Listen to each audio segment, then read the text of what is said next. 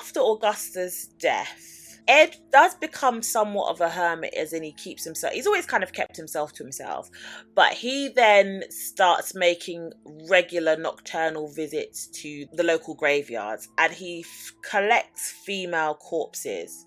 And he collects corpses that specifically resemble his mother. And in the series, you're led to believe that because he couldn't dig his mother up, that's why he then dug up other women that looked like his mother. And in the series, you're led to believe that because he couldn't dig his mother up, that's why he then dug up other women that looked like his mother. What he would do is he would dig up these corpses and he would collect certain body parts or pieces from the corpses, and he started to build a bit of a collection in his home made from the corpses that he collected. So he would become known to be a grave robber. He wasn't robbing luxuries from the grave. He was literally just going in there for the corpses so that he could use their body for nefarious reasons, which is really gross, because some of the scenes in the series,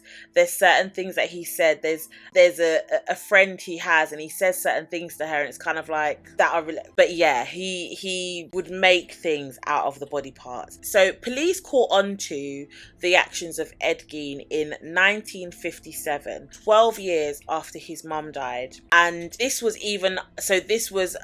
quite a few years of him being active with his crimes. And the reason he got caught was because a lady called Bernice Warden had gone missing. She was a shop owner, and he was known to be the last person who had an interaction with Bernice. And this was because when they had gone into the store to look for her, there was a receipt that they found on the side, and it had Ed's name on it. So it was quite obvious that he had potentially been the last person to have an interaction with Bernice. When police went to Ed's home, and I don't think they went to his home to find Bernice, I think they went to his home just to see what he may know about Bernice's disappearance.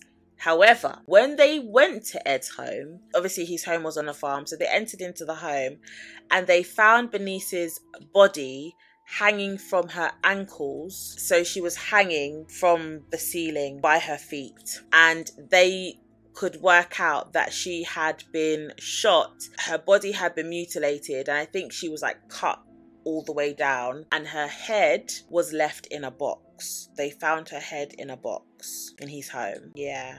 But because of the search for Bernice, this then allowed the police to then also find the skull of another woman who had been missing, a lady called Mary Hogan, and they had found her skull. She had been missing since 1954, and they never really had any leads on what had happened to Mary Hogan until they entered into Ed Gein's home.